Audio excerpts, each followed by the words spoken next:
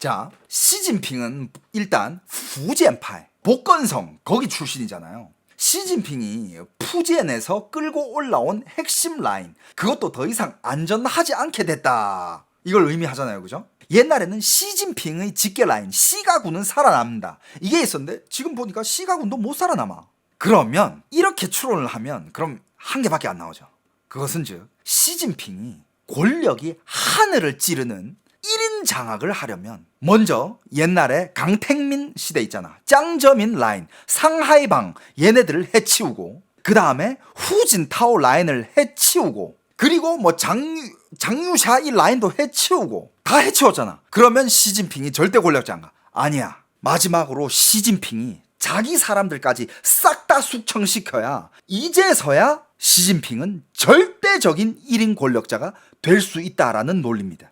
자, 지금까지 숙청당한 사람들 중에 정말 많은 사람들은 시가군이었어요. 시진핑 라인이에요. 그 중에서 뭐 허웨이둥이라든지 мя오화, 그 다음에 린샹양, 이런 인물들은 오랫동안 시진핑의 직계였어요. 다 푸젠, 복건성, 주둔 31집군단 계통으로 시진핑을 따라 올라온 사람들이랍니다. 그들까지 숙청한 것은 시진핑이 기존 관계망을 더 이상 믿지 않는다라는 신호이고, 반부패가 직계 청산 단계로 들어갔다, 이런 신호죠. 충성 안에서도 더 충성을 가르는 극단적 검증 단계라는 해석이에요.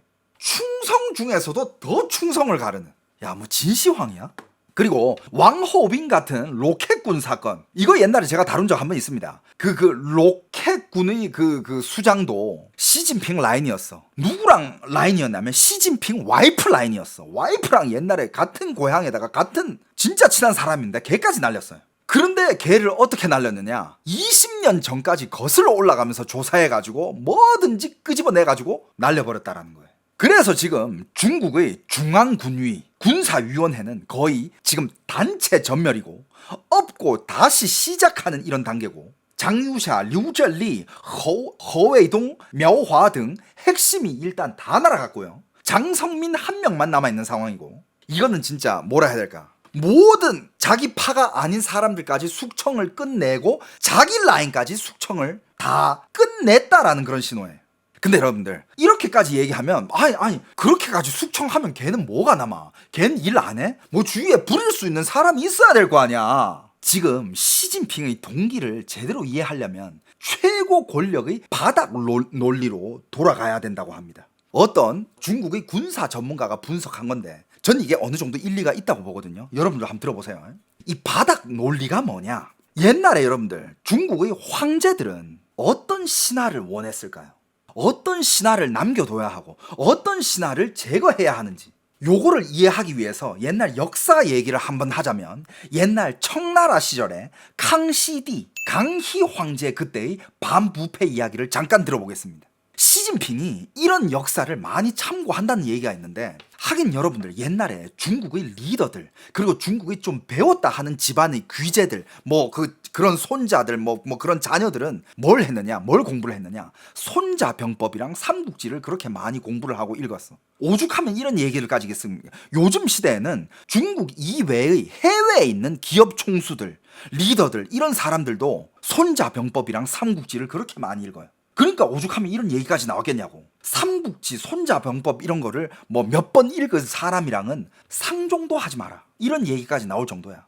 자, 여러분들 보세요. 청나라 시기에 강희 황제는 8세에 즉위를 합니다. 8살에. 8살짜리 애가 뭘 알아? 초반의 권력은 거기에 그 충신, 대신 중에 한 명, 아오바에라는 대신이 있었어요. 그 아오바에라는 사람이 다 집권을 했죠. 강희제는 그냥 인형이었어. 근데 강희제가 16살에 오베를 제거를 합니다. 저 아오바이를 죽임으로써 실권을 잡아요. 그래서 후대에는 다시 이 아오바이 같은 황제를 허수아비로 만드는 이런 권신이, 부하가 나오지 않게 하려고 강희제는 평생 신하들 사이에서 권술적 균형이라는 것을 운영합니다. 강희제가 그렇게 똑똑했대. 하긴 16세에 실세를 죽여야 자기가 실세가 된다라는 걸 깨닫는 게 그게 쉽냐고. 16살에. 이 권술적 균형이 뭐냐? 이게 뭐냐면 쉽게 말해, 이 강희 황제가 이 조정을 꾸려 나가려면 2개 이상의 파벌을 키우는 거야. 한 파벌만 키우면 이 파벌의 우두머리가 언제든지 너무 큰 권력을 잡아버리면 내가 위험해지니까 2개 혹은 3개 그 이상의 파벌들을 키우는 거야. 그러면서 그 파벌들을 서로 견제하게끔 만들어요. 그 어느 한쪽도 독주하지 못하게끔. 예를 들면 강희제는 그때 대학사 수어어투라는 사람을 키워가지고 말을 안 듣는 부하들을 싹 다 제거를 합니다. 근데 그 소어투가 공을 내세워 권력을 휘두를까봐 또 다른 대학사 나란밍주라는 사람을 키워가지고 소어투를 또 제거해버려요. 견제를 하게 합니다. 그리고 나중에 이제 역사에서 남은 이야기는 이 소어투와 나란밍주는 모두 다 강희 황제의 최측근이었고 각각 파벌을 거느리며 권세가 하늘을 찔렀어. 그러면서 뭐 황태자 책봉 싸움에도 막 휘말렸던 그런 두 부하였대요. 이 2부하 다 여러 번 퇴출당하고 또 여러 번 다시 기용되고 또 권력 투쟁에서 또 퇴출당했다가 또 기용되고. 그러니까 강희제는 이 파벌들끼리 싸우면서 이 파벌들을 자기가 관리를 하면서 나라 일을 꾸려나갔던 거야. 그러면서 이 강희 시대는 이 수십 년 동안 나라를 이렇게 다스려갔고 나중에 말년에는 결국에 이 2 사람을 각종 이유로 차례로 잡아내가지고 세력을 아예 쓸어버리고 또 새로운 부하를 또 새로 키워내고 새로운 새로운 파벌, 새로운 충신, 그리고 또 서로 견제하게 하고 또 애들이 너무 심해졌다 또 제거해, 또 다른 파벌들 키우고. 강희 황제 같은 이 똑똑한 황제가 자기 손으로 키운 사람들이 서로 암투하고 서로 함정을 파가지고 서로를 막 제거하려 한다는 그런 몰략들을 몰랐겠어요? 강희제는 당연히 알았죠. 근데 중국에 이런 말이 있습니다. 물이 너무 맑으면 물고기가 없고 사람이 너무 따지면 따르는 무리가 없다. 이런 말처럼 황제는 그들을 써서 일을 해야 돼요. 사람을 바꿔도 결국은 비슷해. 그래서 황제가 통제 가능한 범위에서 그들의 세력이 황권을 위협하지 않을 때까지는 눈을 감아줘요.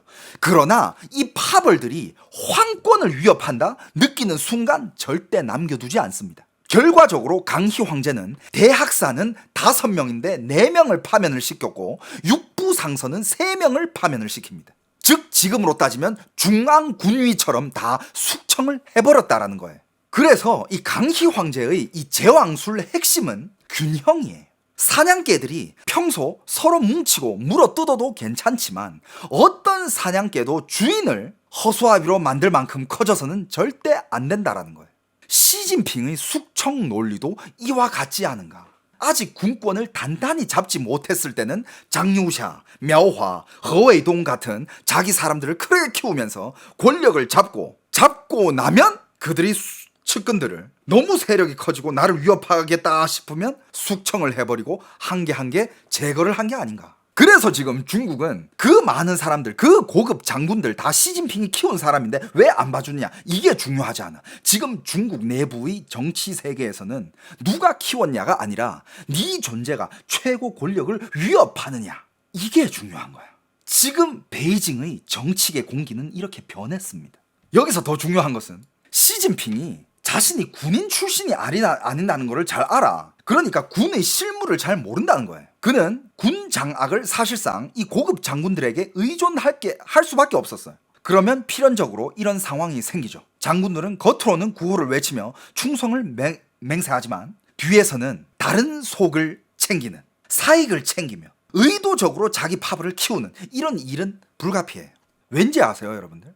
왜 그렇게 자기 파벌을 키우고 그럴 수밖에 없는지. 왜냐면 여러분들도 이제 이 세상을 좀 이렇게 살아보신 분들, 이 세상을 좀 많이 겪어보신 분들, 인생의 경험이 있으신 분들이 이제 좀 어느 정도 아시겠지만 이 세상, 이 사회는요, 당신이 능력이 좋다고, 당신이 똑똑하다고, 일을 잘한다고 엄청 이거라 가지고 당신을 승진시켜주거나 누가 당신을 끌어주지 않아요.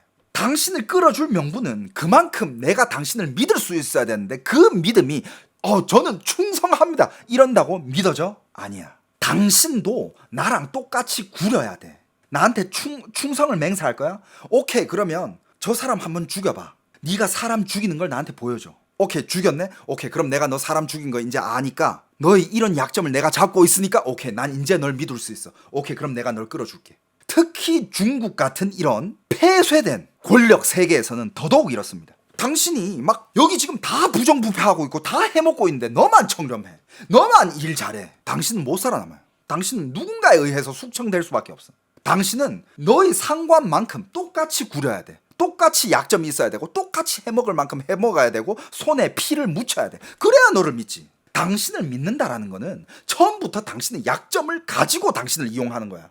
그래야 너는 무조건 나한테 말을 듣고 내가 불필요할 때는 널 언제든지 부를 수 있지. 이게 리얼 세상이에요.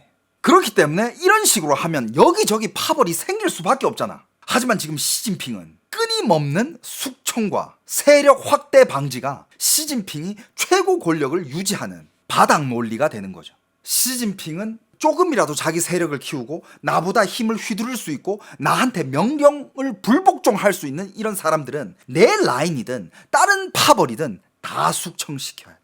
그러면 이런 질문이 나올 수 있습니다. 이런 의문이 생길 수 있어요. 어떤 의문이냐? 이것도 진짜 중요한 건데 최근 2년간 잡혀나간 군 수뇌부들은 군에서 수십 년 굴러온 베테랑 장군들이에요. 뿌리도 깊습니다. 그런데 왜 시진핑 숙청 앞에서는 각계격파로 무력하게 당하고 반격도 못하고 머리 잘리길 기다리만 했을까? 왜 걔네들은 반격을 못했을까?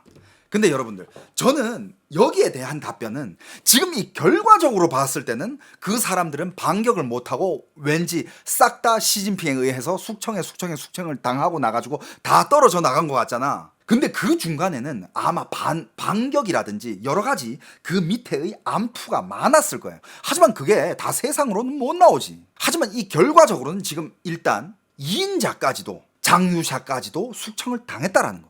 그리고 또 한 가지, 이게 또 되게 중요한데 옛날에 모택동이가 린벼오를 치기 전에는 되게 힘들었어요. 마오는 반년 전부터 전국을 순시하면서 갓 궁구를 돌고 군 수뇌들에게 미리 바람을 넣어가지고 서로 결탁해 반발하지 못하게 예방주사를 놔주고 여론으로 먼저 린벼오를 무너뜨렸습니다. 그러면서 조금씩 이렇게 몰고 가면서 린벼오라는 사람을 제거를 했는데, 근데 시진핑은 훨씬 더 빠르고 잔인했죠. 그런 전주곡이 없었습니다.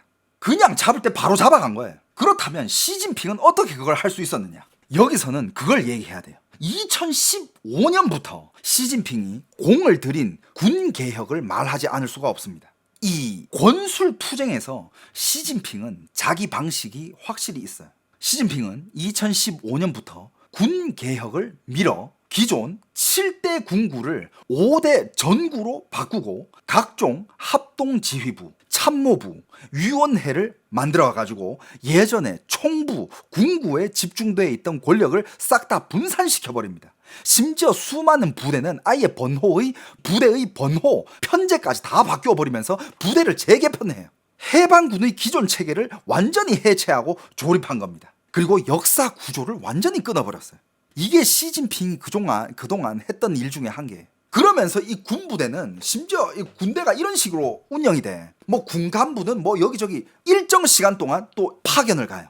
여기서 군부대에서 근무하다가 저 군부대 갔다가 또 간부들은 다 이렇게 막 왔다 갔다 계속 옮겨져. 왜냐? 한 군데에서 계속 있으면 그 라인이 물이 고이면서 썩어버리거든. 썩은 줄이 되는 거야. 서로 또 부정부패하고. 그런 거를 막기 위해서 계속 발령시키고 왔다 갔다 하면서 서로 친해지기도 전에 바로바로 이런 군사 재편을 시진핑이 만들어냈어요. 그래서 숙청된 군 수뇌들은 군에서 오래 뿌리를 내렸어도 시진핑의 이런 오랫동안 쌓아온 이런 이 군 개편 앞에서는 힘을 쓸 수 없었다는 거야. 뭐 왜 쓸 수 없었냐? 장수는 병사를 모르고 병사는 장수를 모르는 그런 상태가 되어버렸다라는 거예요. 게다가 중국 공산당의 군사위 주석 책임제 체계에서는 병력 이동, 인사 조정은 주석의 서명이 없으면 아예 움직일 수가 없어요. 그러니까 시진핑이 오케이 옮겨 라고 명이 떨어지지 않고서는 움직일 수가 없다 이거예요. 그러니까 뭐 이런 군부에서도 주석 허락 안 떨어졌는데요, 이런 식으로 뭐 그렇다고 내가 널 아는 것도 아니고, 그러니까 밑에 하부의 그 하관도 상관이 주석의 허가가 없으면 상관의 명령을 함부로 못 따른다 이거예요. 중국 공산당의 이런 권력 체계에서는 지도자가 가장 핵심적이고 최고 권력을 쥐고 있으며 정치적 숙청을 벌이는데 선천적 합법성이 있습니다. 어떤 신하가 이런 권력에 맞서 반항하는 것은 극도로 어렵고 감히 하지도 못하고 할 수도 없고 그저 죽음을 기다릴 뿐. 이게 시진핑이 만들어낸 군사 개편이었어요. 그러면서 숙청에 숙청을 이어가지고 마지막 위협이 될 만한 1인 지하, 만인 지상 그 장유샤까지 없애버리며 시진핑은 지금의 안정적인 자리를 점점 더 공고해 나가고 있는 거죠. 시진핑은 그 밑에서 안푸가 있었든 장유샤나 이런저런 파벌들의 싸움이 있었던 없었던 간에 지금 마지막으로 살아남은 거는 시진핑이라는 거예요. 자, 그러면 외부에서 제일 많이 터져 나오는 질문, 시진핑이 이렇게까지 자기 군부대, 군사, 장군들을 이렇게 휘저 놓으면 대만 침공은 어떻게 되는 거야? 아니, 중국의 군대는 힘을 쓸 수 있나? 무력 통일 한다며. 어떻게 될까요? 여러분들, 시진핑이 대만을 어떻게 할까? 지금 장군들 실전 경험이 있는 장유샤까지 없앴어. 시진핑은 실전 경험이 없어. 대만 어떻게 할 것 같아요? 안 칠 것 같아요? 못 칠 것 같아? 곧 칠 것 같다고? 장기전으로 갈 것 같다고? 자, 여러분들 한번 들어보세요. 1월 12일 해방군보에는 당이 지도하는 인민군대를 더욱 강하게 단련하자라는 글이 실렸습니다. 그 글의 내용은 대충 이렇습니다. 전쟁은 총부터 쏘는 게 아니다. 먼저 내부부터 완전히 정리해야 한다. 과거에도 그랬고 지금도 그렇다. 지금 우리가 하는 이 강도 높은 내부 정리는 이미 싸울 준비가 끝나가고 있다는 신호다. 상황이 험해 보여도 물러서지 말고 이 문제는 다음 세대에 넘기지 말고 지금 세대에서 끝내야 한다. 이게 무슨 뜻일까요? 군대 안에서 사상, 기강, 충성 문제를 철저히 정리할수록 실제 전쟁에서도 더 과감하고 강하게 밀어붙일 수 있다는 뜻이에요. 군대가 만약에 하나로 묶여있지 않으면, 위에서 시킨 걸 아래가 의심하면, 혹시 책임질까, 괜히 나서 다 지키면 어쩌지 하는 분위기가 있으면 전쟁은 못한다는 얘기입니다. 1949년에 도강 전투라는 전쟁이 있었어요. 도강 전투 전에 몇 달 동안 내부 정리를 했다라고 합니다. 1949년 공산당이 장강을 건너 국민당을 결정적으로 무너뜨리기 전에 전쟁부터 한 게 아니라 몇 달 동안 군 내부부터 정리를 했다라는 거예요. 뭘 정리했느냐? 공을 세웠다고 잘난 척하는 사람, 말 안 듣는 간부, 규율을 어기는 장교, 독자적으로 움직이려는 인물, 이 사람들을 전부 다 숙청을 했다라는 겁니다. 그래서 그때 모든 대군들이 딱 하나의 마음으로 강을 건너가지고 아무도 위에서 내려오는 명령을 어기는 사람 한 명 없이 전투도 막힘이 없이 진행이 됐고, 적은 박살이 나고 민간인을 건드리는 사람도 없었기에 민심까지 얻었다. 통제가 안 되는 군대는 즉 약탈, 사고, 혼란을 일으키고, 통제되는 군대는 전투 집중이 가능한 군대라는 뜻입니다. 여기 아까 어떤 분들이 이렇게 말을 하잖아요. 장유샤는 대만을 치려고 하는데 시진핑은 못 친다 그래가지고 서로 지금 마찰이 있었고 시진핑이 장유샤를 숙청을 한 거다. 이런 얘기 들어본 적 있죠? 반대입니다. 시진핑은 전쟁을 원해요. 아까 이 실렸던 저 글 보이죠? 저거는 군사시 언론에 나온 글이에요. 시진핑, 즉 중국 공산당의 허락 없이는 이 글을 게재할 수가 없어요. 이 글을 다시 읽어볼까요? 전쟁은 총부터 쏘는 게 아니다. 먼저 내부부터 완전히 정리해야 한다. 과거에도 그랬고 지금도 그렇다. 지금 우리가 하는 이 강도 높은 내부 정리는 이미 싸울 준비가 끝나가고 있다는 신호다. 상황이 험해 보여도 물러서지 말고 이 문제는 다음 세대에 넘기지 말고 지금 세대에 끝내야 한다. 여러분들이 방금 말한 거랑 딱 반대예요. 시진핑은 그걸 원하고 오히려 옛날에 원로급 간부들, 장유샤 같은 전쟁 경험이 있는 그 간부들, 군사의 높은 급의 장성들, 상장들, 중장들, 이런 사람들이 오히려 전쟁을 꺼려하는 상황이에요. 그래서 만약에 시진핑이 대만을 통일하기 위해서 전쟁을 일으킬 때, 그러면 명령이 딱 시진핑 입에서 내려가면 그걸 100% 이행해줄 군인과 군대가 있어야 되고 그런 사기가 있어야 되는데, 이 간부들은 전쟁을 원하지 않는다 이거야. 왜냐? 이 간부들은 오랫동안 수십 년 동안 중국 공산당, 심지어 군간부, 정치 간부 이런 자리에서 수십 년 동안 편안하게 잘 해먹고 잘 살면서 자녀들 키워가지고 해외 보내고 자산 해외로 빼돌리고 그런 삶에 찌들어져 있어. 그 사람들은 전쟁을 일으키기 싫어합니다. 왜? 아니 이렇게 잘 먹고 잘 사는데 왜 굳이 전쟁을 하려고 하냐, 진핑아. 야, 우리 이렇게 그냥 해먹으면서 살자. 인민들은 적당히 그냥 살게 하고, 야, 대만 그거 우리가 없다고 우리가 뭐 힘드니? 야, 우리 잘 먹고 잘 살고 있잖아. 괜히 전쟁했다가 우리 미국한테 털리거나 세계의 적이 되면 우리 지금 누리고 있는 이 모든 것들 다 없어진다니까? 이런 스탠스였어. 하지만 시진핑은 반대야. 명확하잖아. 이 문제 다음 세대에게 절대 넘겨주지 않는다. 중국은 하나다라는 이 원칙, 즉 대만 무력 통일은 내 세대에서 끝난다. 내가 죽기 전에 대만은 내가 통일시킨다.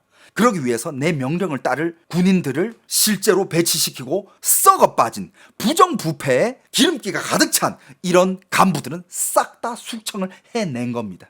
방금 이 문장에서 여러분들이 느껴지는 게 뭐예요?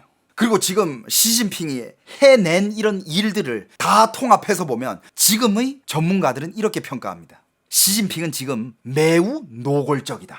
최근 2년 대만 해협 주변의 해방군 군사 동향도 이를 뒷받침하고 있죠. 군사훈련 2번 있었고 민간 어선훈련까지. 그걸 그냥 미국한테 보여주는 건가? 야, 우리 지금 이런 거 하고 있어. 니들 함부로 쳐들어오지 마. 보여주는 게 아니라 얘는 진짜 그걸 하려고 지금 연습 중이다라는 거예요. 대규모의 대만 환도훈련. 기사로 보셨죠, 그죠? 시진핑의 진짜 목적은 단지 대만을 위협하거나 미국을 경고하는 것뿐만 아니라 고압 상태에서 해방군 지휘체계의 반응 속도와 복종 정도를 테스트하는 데 있다고 합니다. 다시 말해 이겁니다. 그러니까 여러분들이 지금 많은 사람들이 이렇게 얘기하고 있어요. 야, 그 수많은 장군을 다 숙청했는데 무슨 전쟁을 한다 그래? 약간 모순일 수 있죠. 하지만 지금 시진핑이 가는 스탠스는 이거일 가능성이 더 커요. 뭐냐면 잘 못 싸울 위험은 감수하더라도 내 명령이 100% 집행되지 않을 위험은 감수하지 않겠다라는 거예요. 장유샤 같은 이런 실리파, 이런 존재는 바로 그 위험의 상징이죠. 그들이 있으면 중요한 순간에 시진핑 군을 효과적으로 지휘하지 못할 수 있다는 의미가 있기 때문에 걔네들을 싹 다 숙청을 해버린 거예요.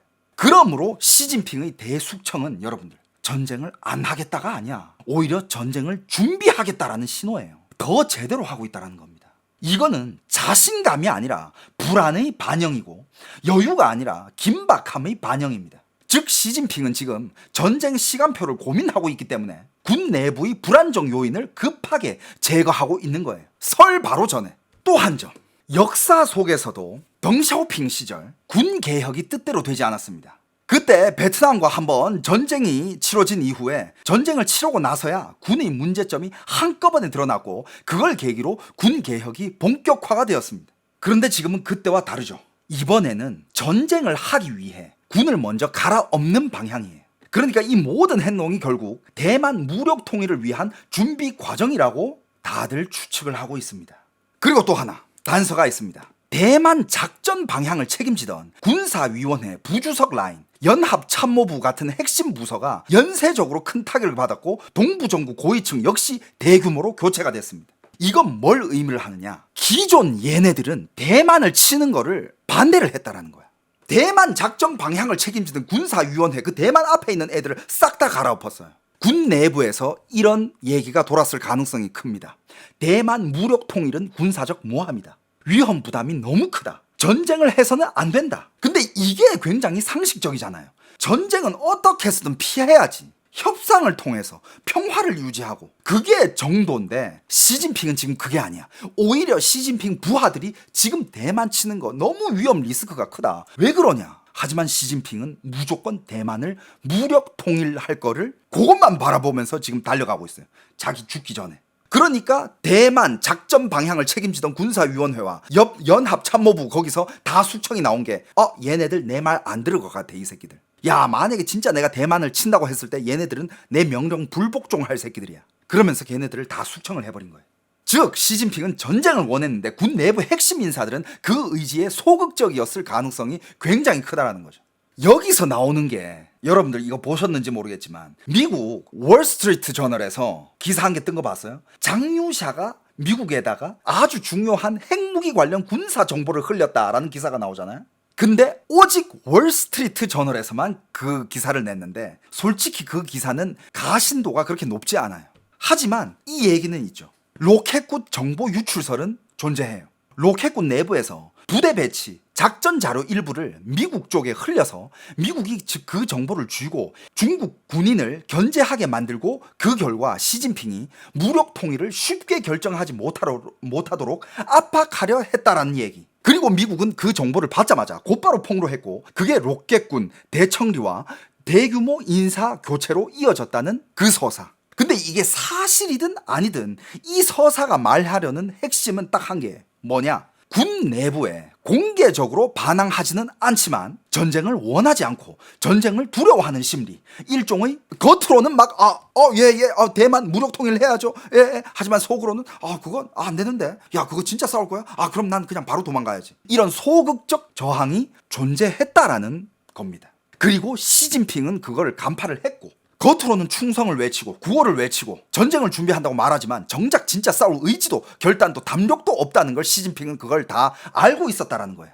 그래서 그런 의지가 없는 새끼들을 한 명 한 명씩 다 숙청을 하고 오직 싸울 의지만 있는 사람들만 남겨뒀다라는 거예요. 근데 또 여러분들 물어볼 수 있어요. 아니 어떻게 시진핑은 어떻게 싸울 의지만 있는 사람을 남겨뒀다는 근거가 어딨어? 지금 남아있는 애들도 싸우기 싫어할 수 있잖아. 다들 여기서도 단서가 있습니다. 옛날에 이런 얘기가 있었어요. 예를 들어서 중국이 대만을 침공을 했을 때 만약에 미국이랑 일본이랑 국제사회에서 도우지 않으면 대만은 이길 가능성이 없다. 하지만 라이칭더는 끝까지 우리는 저항하겠다. 우리는 독립할 거다. 지금 대만의 총통 라이칭더가 그러면서 이런 얘기가 나왔어요. 라이칭더가 집권하면서 대만의 아조프 연대를 만들 것이다 라는 추측이 나왔습니다. 여러분들 아조프 연대가 뭔지 아세요?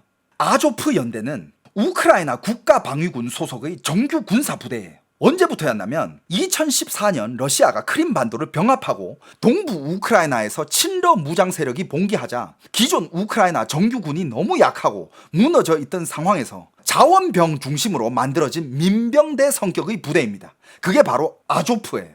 이후 전투력을 인정을 받아 우크라이나 내부부 국가방위군 소속 정규 부대로 편입이 됩니다.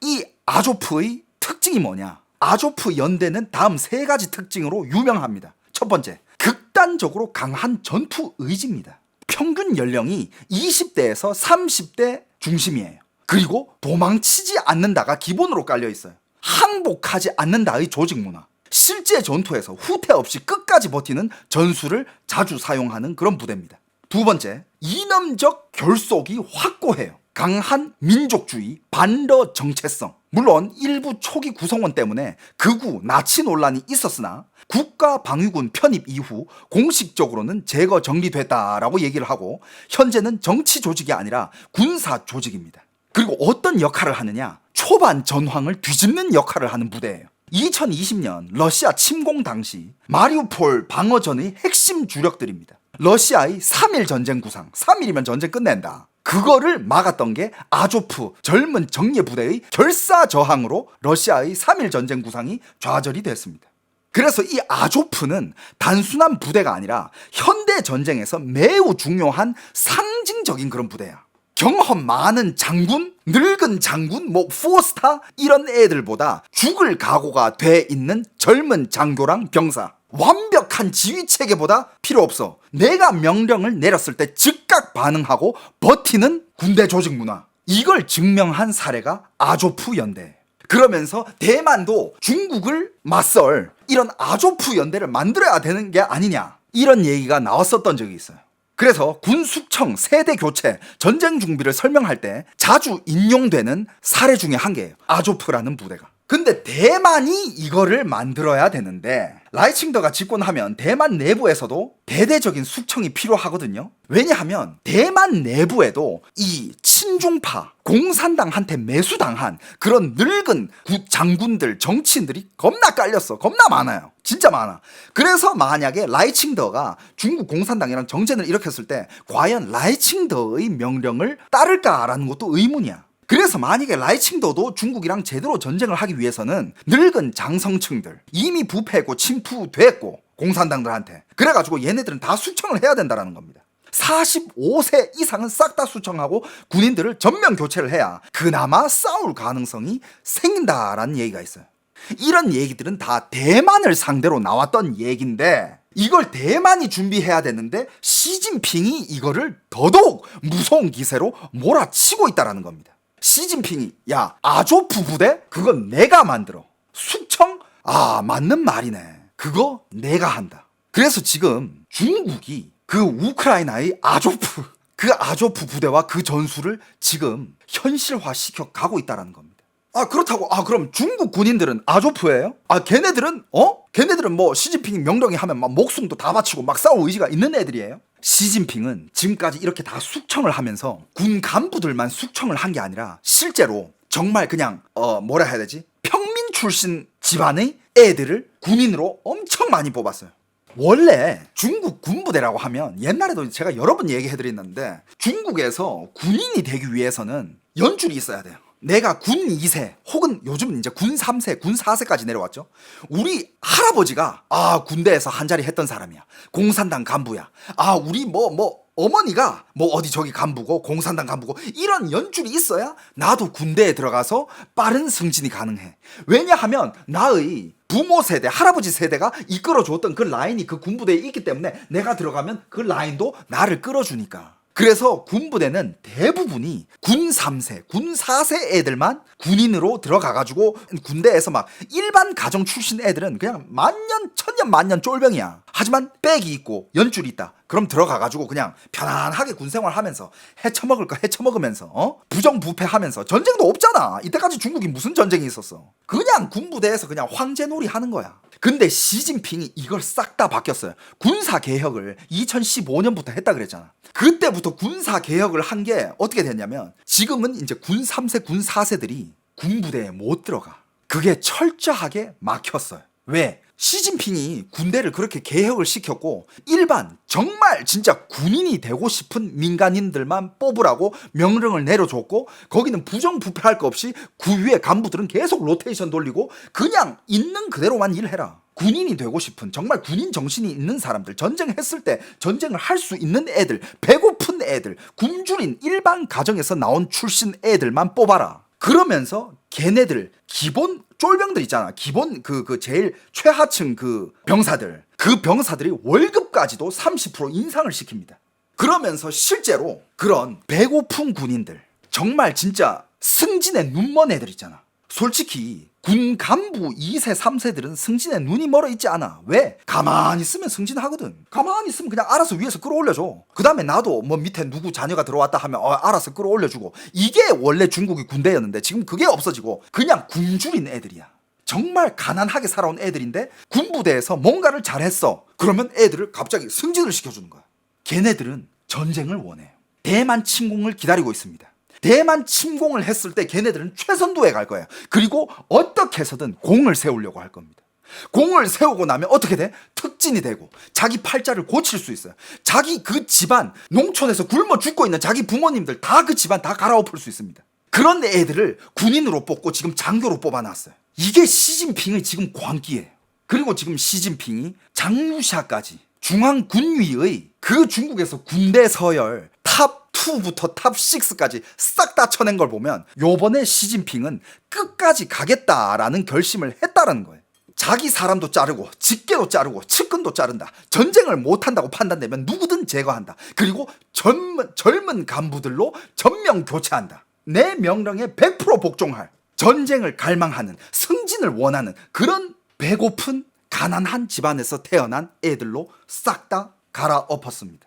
물론 이게 시진핑 마음대로 될지는 모르는 겁니다. 저는 지금 다양한 지금 중국의 이런 상황과 다양한 분석들을 통해 가지고 이런 결론을 추론해내고 있는 거지. 이게 내 뜻이 아니야. 다양한 이렇게 흘러나오는 얘기들을 종합해 보니 아까 얘기했잖아요. 깔때기처럼 이렇게 딱 내려오는데 이거밖에 없어요. 결론은 이거야. 시진핑은 대만 침공을 리얼로 준비하고 있고 정말 전쟁을 치를 준비를 하고 있으면서 전쟁에서 100% 명령에 복종하며 전쟁에 목숨을 걸고 몸을 던질 수 있는 그런 군사들을 만들고 있다는 거.